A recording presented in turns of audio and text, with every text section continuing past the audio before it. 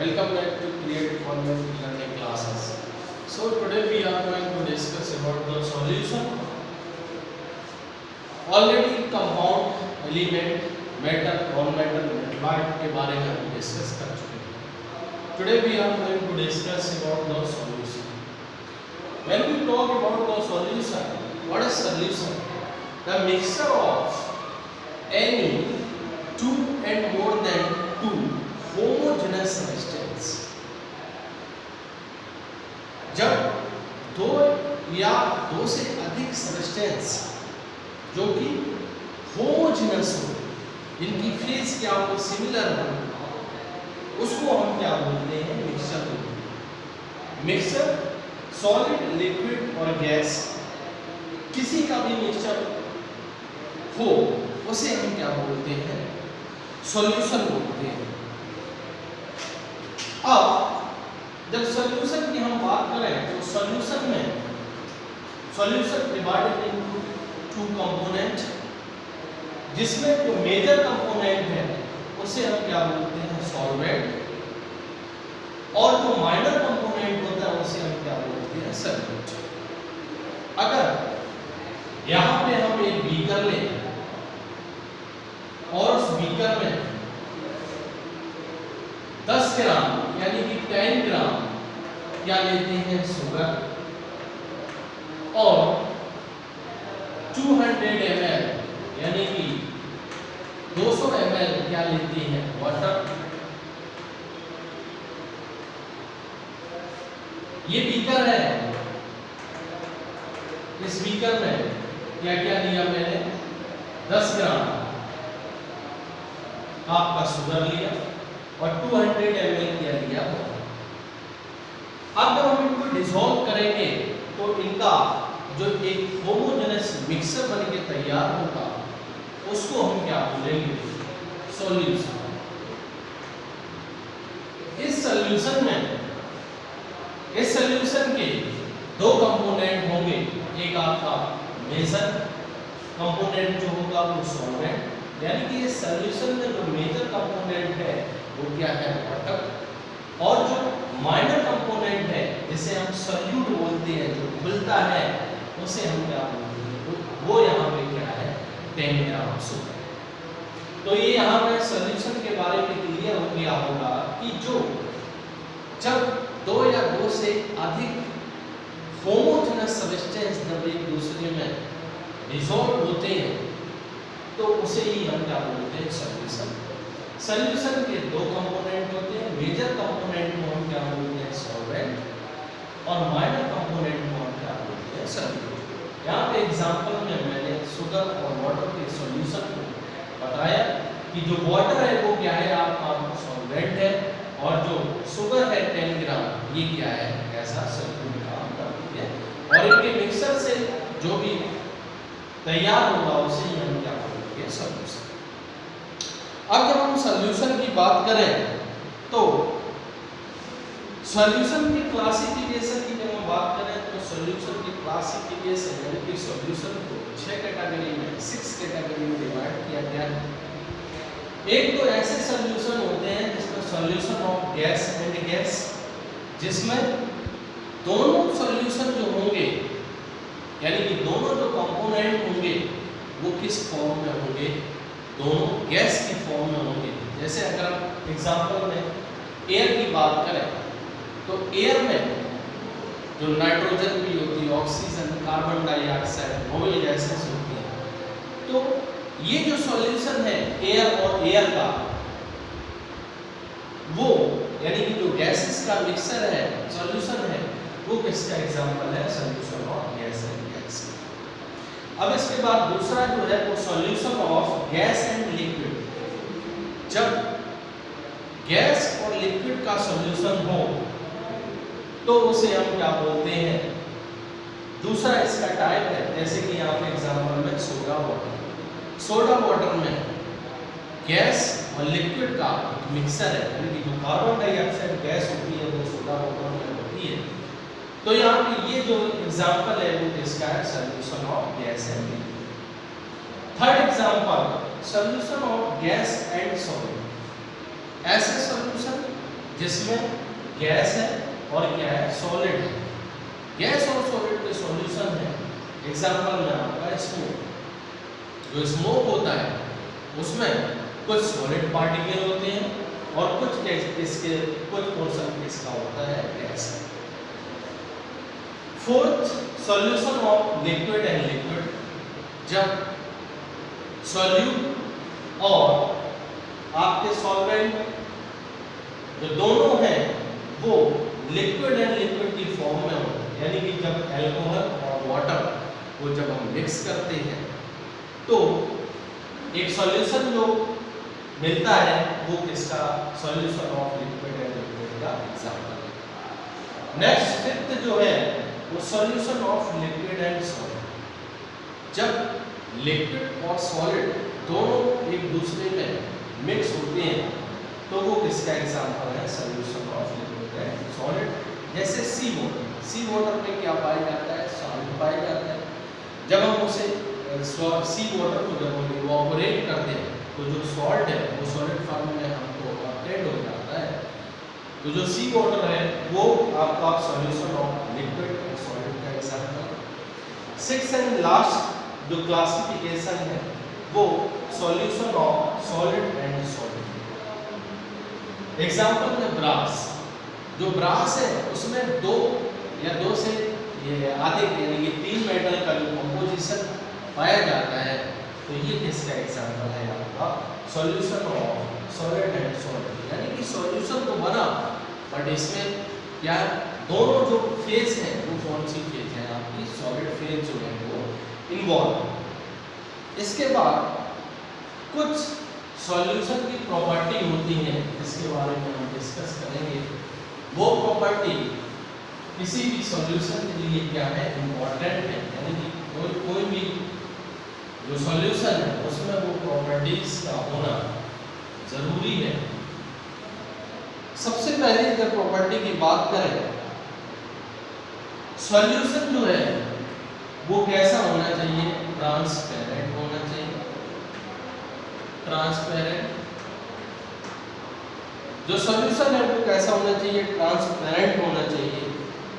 और कैसा होना चाहिए, होमोजेनस। होमोजेनस, होमोजेनस का मतलब यहाँ पे क्या है कि जो दो आपके सॉल्यूशन में सॉल्यूट और सॉल्वेंट जो इन्वॉल्व हुए हैं उनके बीच में कोई भी बाउंड्री नहीं होनी चाहिए। तो ये क्या है, पहली प्रॉपर्टी है कि सॉल्यूशन को पहले क्या है, ट्रांसपेरेंट होना चाहिए। दूसरी चीज उसमें क्या है, होमोजेनस जो है वो होना चाहिए। होमोजेनिटी होनी चाहिए, यानी कि जो सॉल्यूशन है वो दोनों दूसरे में जो सॉल्यूट और सॉल्वेंट है उनके बीच में बाउंड्री नहीं होनी चाहिए। दूसरी प्रॉपर्टी क्या है कि जो सॉल्यूशन है उसके हर एक पार्ट के सॉल्यूशन की solution source same property, same property. अब जो सॉल्यूशन है वो आपका सॉल्यूट और सॉल्वेंट से मिलकर बना है, लेकिन जो सॉल्यूशन हमें ऑब्टेन होता है उसकी जो प्रॉपर्टी है वो दोनों की सॉल्यूट और सॉल्वेंट की मिक्स होने के बाद प्रॉपर्टी हमेशा कैसी होनी चाहिए, सेम होनी चाहिए। यानी कि प्रॉपर्टी कभी भी अलग अलग नहीं होनी चाहिए। थर्ड पॉइंट की अगर हम बात करें, थर्ड पॉइंट की बात करें तो जो सॉल्यूट है उनका जो डायमीटर है, यानी कि डायमीटर जो होना चाहिए उनके पार्टिकल का वो कितना होना चाहिए, 10 की पावर -7 टू 10 की पावर 8 सेंटीमीटर।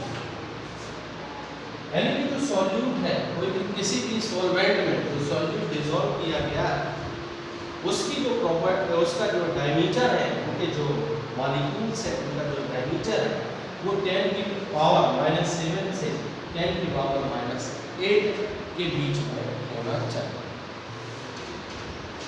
फोर्थ पॉइंट है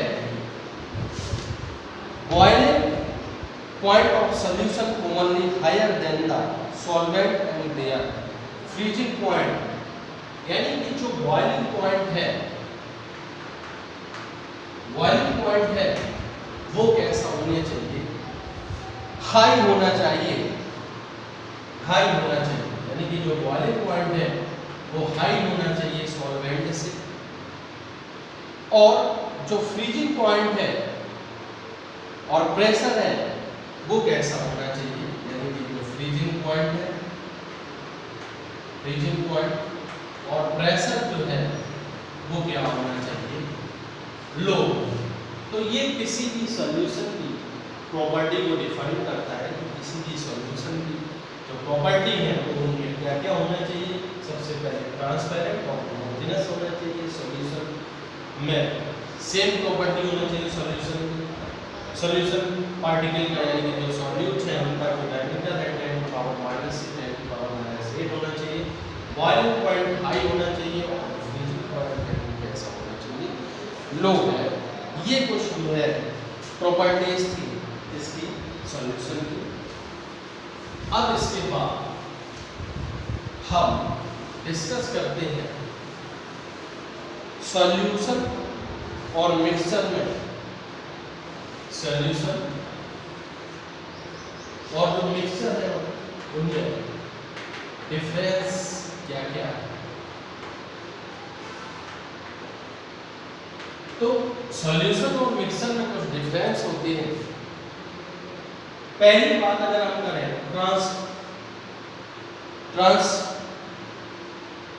ट्रांसपेरेंसी की बात करें तो जो सॉल्यूशन है वो कैसे होते हैं, आपके ट्रांसपेरेंट होते हैं। कैसे होंगे, जो सॉल्यूशन होते हैं वो हमेशा कैसे होते हैं, ट्रांसपेरेंट। और जो मिक्सर होंगे वो कैसे होते हैं, ऑपेक। और दूसरा पॉइंट, यानी कि जो मिक्सर जो सॉल्यूशन होगा वो कंप्लीटली क्या होगा, ट्रांसपेरेंट होगा, और मिक्सर होंगे वो कैसे होंगे, ऑपेक। फिर इसके बाद जब सेपरेशन की बात करें तो सेपरेशन में जो सॉल्यूट है उसे सिंपल मेथड से, जो सॉल्यूट है उसे सिंपल मेथड से सेपरेट नहीं किया जा सकता। यानी कि अगर कोई भी सॉल्यूशन है तो अभी मैंने बताया था कि जो सॉल्यूशन होता है उसमें दो कंपोनेंट होते हैं, सॉल्वेंट और सॉल्यूट। तो किसी भी सॉल्यूट को सेपरेशन प्रोसेस, यानी कि जो सिंपल मेथड है सेपरेशन का, उससे किसी भी सॉल्यूट को हम सेपरेट नहीं कर सकते हैं सॉल्यूशन से। नेक्स्ट पॉइंट, अब solid substance separated by the simple method. Mixer में अगर कोई भी सॉलिड पोर्शन है तो उसको हम सिंपल मेथड से क्या कर सकते हैं, सेपरेट कर सकते हैं। यहाँ पे हम सेपरेट नहीं कर सकते हैं सॉल्यूशन में, और मिक्सर में हम सिंपल मेथड से क्या कर सकते हैं, सेपरेट कर सकते हैं। थर्ड पॉइंट, विजिबिलिटी की बात करें तो अब यहाँ सॉल्यूशन में जो पार्टिकल है, सॉल्यूशन के जो पार्टिकल होते हैं वो नॉट विजिबल, यानी कि अगर हम जो सॉल्यूट में, जो सॉल्यूशन में जो सॉल्यूट डिसॉल्व है उसमें अगर माइक्रोस्कोप से भी हम ऑब्जर्व करें तो इसके जो सॉल्यूट के जो पार्टिकल है वो विजिबल नहीं होते हैं। और अगर मिक्सर में बात करें तो जो इसके पार्टिकल होंगे वो कैसे होंगे, विजिबल। फोर्थ पॉइंट, होमोजेनिटी, यानी कि जो सॉल्यूशन है इसमें जो सॉल्यूशन होगा वो हमेशा कैसा होगा, होमोजेनस होगा। मिक्सर जो है वो हमेशा कैसा होगा, हेटेरोजेनस होगा। यानी कि इसमें जो मिक्सर होंगे उनके बीच में जो डिसॉल्व होंगे डिफरेंट काइंड्स के सब्सटेंस, उनके बीच में क्या होंगे, बाउंड्रीज। अब ये चार बेसिक डिफरेंस थे इसके बीच में सॉल्यूशन और मिक्सर के बारे में। सबसे पहला जो सॉल्यूशन होगा वो ट्रांसपेरेंट होता है, यहाँ पे मिक्सर जो होगा वो ट्रांसपेरेंट होगा। सॉल्यूट को सिंपल मेथड से सेपरेट नहीं किया जा सकता है, जबकि मिक्सर को सिंपल मेथड से सेपरेट किया जा सकता है। सॉल्यूशन जो है वो उसके जो सॉल्यूट के पार्टिकल होंगे वो डिसमिल नहीं होंगे, जबकि मिक्सर में क्या होंगे, डिसमिल होंगे। फिर सॉल्यूशन में जो आपके दो कंपोनेंट होते हैं सॉल्यूट और सॉल्वेंट में कैसे होंगे, होमोजेनस। मिक्सर में कैसे होंगे, हेटेरोजेनस नेचर। इसके बाद नेक्स्ट बात करते हैं कंसंट्रेशन ऑफ सॉल्यूशन। जब कंसंट्रेशन ऑफ सॉल्यूशन की बात करें, किसी भी सॉल्यूशन की जो कंसंट्रेशन और डाइल्यूट फेज होती है, तो इसके बारे में थोड़ा सा डिस्कस कर लेते हैं। डाइल्यूट और कंसंट्रेशन।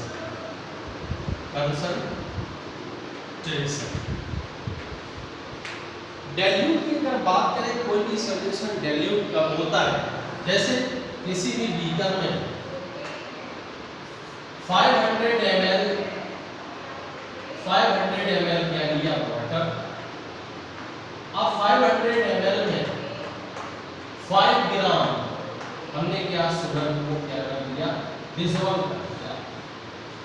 अगर किसी भी सॉल्यूशन के जो हमने दो कंपोनेंट बताए थे, एक सॉल्वेंट और एक सॉल्यूट, तो जब सॉल्वेंट क्या है ज़्यादा अमाउंट में होता है और जो सॉल्यूट है उसका अमाउंट बहुत कम होता है, तो ऐसे सॉल्यूशन को हम क्या बोलते हैं, डाइल्यूट सॉल्यूशन।